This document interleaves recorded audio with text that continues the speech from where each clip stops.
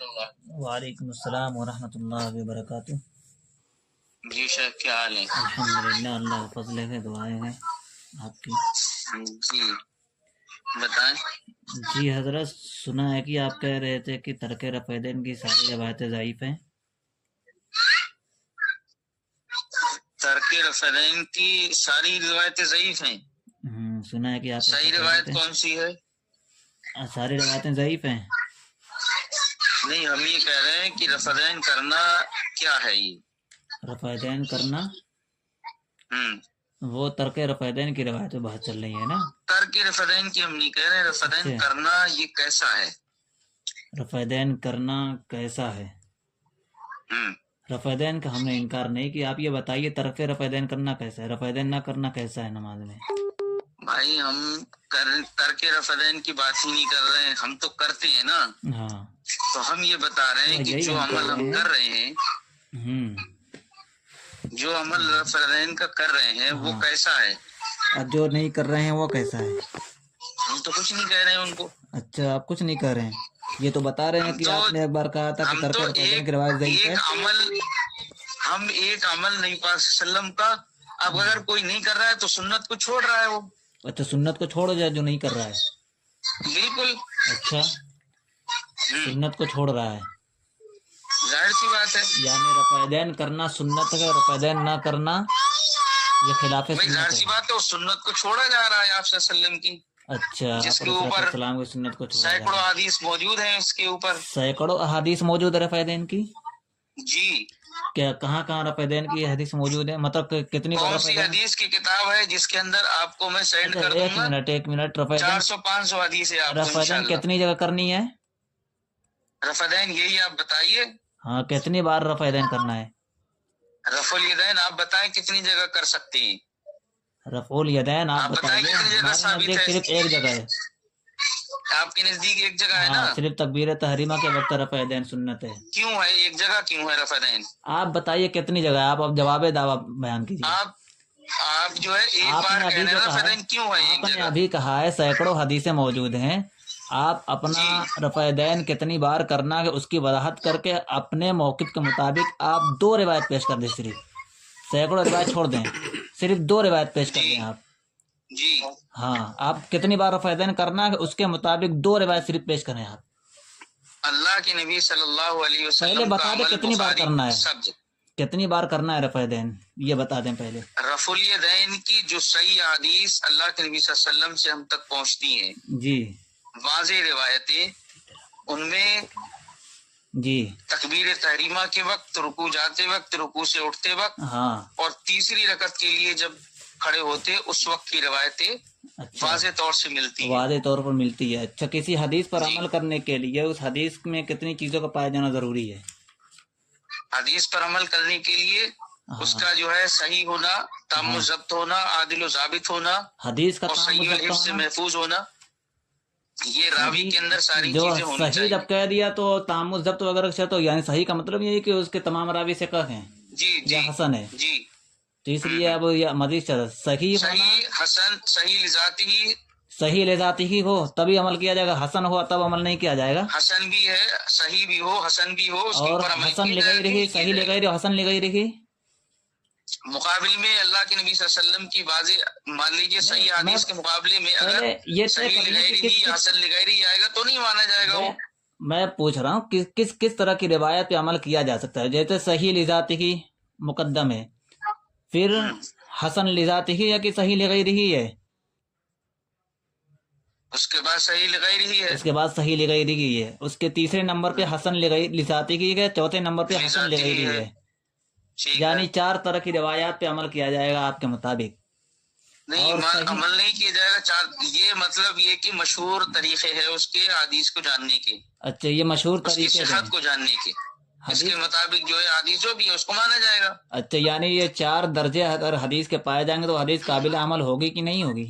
ہوگی نا؟ ظاہر سی بات ہے۔ ہاں، اور اگر حدیث میں تعارض ہو تو؟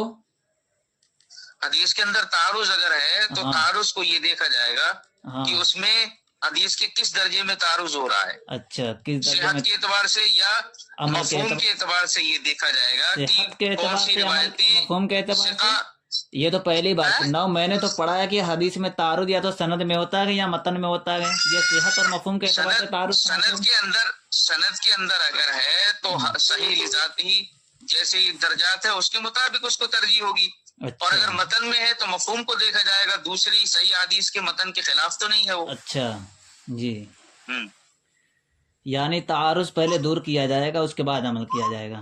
تعارض بالکل دور کیا جائے گا، تعارض بھی دور کیا جائے گا، حدیث کو بھی دیکھا جائے گا۔ آپ بتائیے اچھا چلیے، آپ کتنی جگہ آپ جو ایک بار تعارض کے رہتے ہوئے، تعارض کے باقی رہتے ہوئے حدیث پہ عمل نہیں کیا جا سکتا، اس بات پر آپ متفق ہیں کہ میں اصول حدیث کے اس کو بیان کروں؟ میں یہ کہہ رہا ہوں، آپ جو کہنا چاہ رہے ہیں وہ سیدھی بات بتائیے۔ اب بخاری کے اندر جو روایتیں ہیں، مسلم میں جو روایتیں ہیں، ابو داؤد ترمذی وغیرہ میں جو روایتیں ہیں وہ صحیح ہیں یا غلط، صحیح ہیں یا ضعیف ہیں، وہ بتا دیجیے۔ اچھا، یعنی ان کا درجہ کیا ہے؟ حدیث کے صحیح ہونے کے لیے شرط کیا ہے؟ حدیث کے صحیح ہونے کی شرط آپ کو بتا دی میں نے ابھی۔ کیا شرط ہے بتائیے؟ یہی تو بتایا میں نے، کیا کہ راوی کے اندر یہ صفات ہونی چاہیے، راوی ثقہ ہونا چاہیے، ساری بتا دی بھائی، بتا سند میں اتصال ہونا چاہیے، راوی کا ثقہ ہونا چاہیے، راوی کا ثقہ ہونا چاہیے، کسی بھی علت یا شذوذ سے حدیث کا خالی ہونا چاہیے۔ اسی علت میں تعارض بھی آتا ہے، یعنی تعارض بھی نہیں ہونا چاہیے، کسی قسم کا شذوذ بھی نہیں ہونا چاہیے، راوی ثقہ ہو اور سند میں اتصال ہوگا تو تعارض کو دور کرنے کے اصول وہ دور ہوگا تب نا، اگر دور نہیں ہوگا تو حدیث ضعیف ہوگی۔ نزہۃ النظر میرے سامنے ہے۔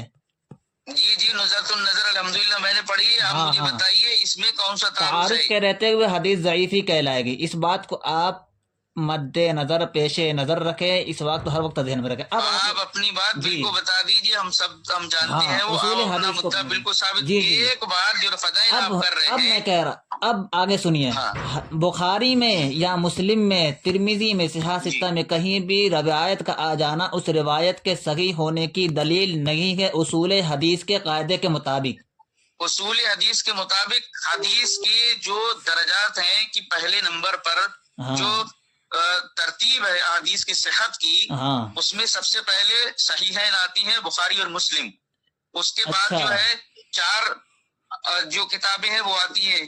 ارے مولانا صاحب، بخاری اور مسلم کا صحت میں کوئی دخل ہی نہیں ہے، جب سند صحیح ہے، سند صحیح ہے تو بخاری تسلیم کیا ہوا ہے، امت نے نہیں تسلیم کیا ہوا، اگر چند لوگوں نے لکھا ہے۔ درجات اس میں اصول حدیث کی جب آپ بات کر رہے ہو نا، تو اصول حدیث کی کتابوں میں یہ نہیں پڑھا ہے آپ نے کہ سب سے پہلے حدیث کا درجہ جو ہے بخاری مسلم کا ہے؟ اصول حدیث نہیں پڑھ رہے ہیں آپ؟ التزام صحت کے اعتبار سے بخاری مسلم کا درجہ سب سے زیادہ ہے جناب علی۔ مجھے یہ بتائیے، التزام صحت کے اعتبار، کہیں امام بخاری نے بھی نہیں کہا کہ میری حدیث کو سب پر ترجیح ہوگی، اس کا کیا مطلب؟ بخاری میں روایت آ جائے تو اس کو ترجیح ہوگی، روایت کی سند اگر صحیح ہے، روایت کو ترجیح کس بنا پر ہوگی؟ بخاری اور مسلم کے ہونے کی وجہ سے ترجیح نہیں ہوتی ہے۔ اسی میں الجھ کر کے رہ جائیں گے اور سنت سے محروم ہیں آپ، سمجھ لیجیے، سمجھ میں آ گیا؟ بخاری اور مسلم میں ایک سند گئے، یہ صحیفہ حمام ابن منبہ ان ابی ہریرہ ان النبی صلی اللہ علیہ وسلم، یہ سند بخاری میں بھی ہے، مسلم میں بھی ہے، بخاری اور مسلم کے علاوہ بھی ہے۔ اب بتائیے کہ یہی سند بخاری میں بھی آئے، یہی سند مسلم میں بھی آئے، یہی سند مسند احمد میں بھی آئے، تو بتائیے کس کو ترجیح ہوگی؟ بھائی میرے، اب یہ سند کو جو ہے نا، اب اس سے جو ہے دوسری سند کو بھی دیکھا جائے گا۔ نہیں، آپ بتائیے یہاں پر بخاری کو ترجیح ہوگی؟ سند ایک ہی ہے، وہ سند بخاری میں آ رہی ہے تو اسی سند کو مسلم پر ترجیح دی جائے، مسلم والی سند کو ترجیح دی جائے گی، الگ سند نفسی ہے۔ میرے مسلم میں بھی آ رہی ہے، بخاری میں آ رہی ہے، وہی تو ٹھیک ہے، سند ایک ہی ہے، تو یہی کہہ رہے ہیں سند ایک ہی ہے، صرف بخاری میں آ جانے کی وجہ سے دوسری کتابوں پر ترجیح نہیں دی جائے گی۔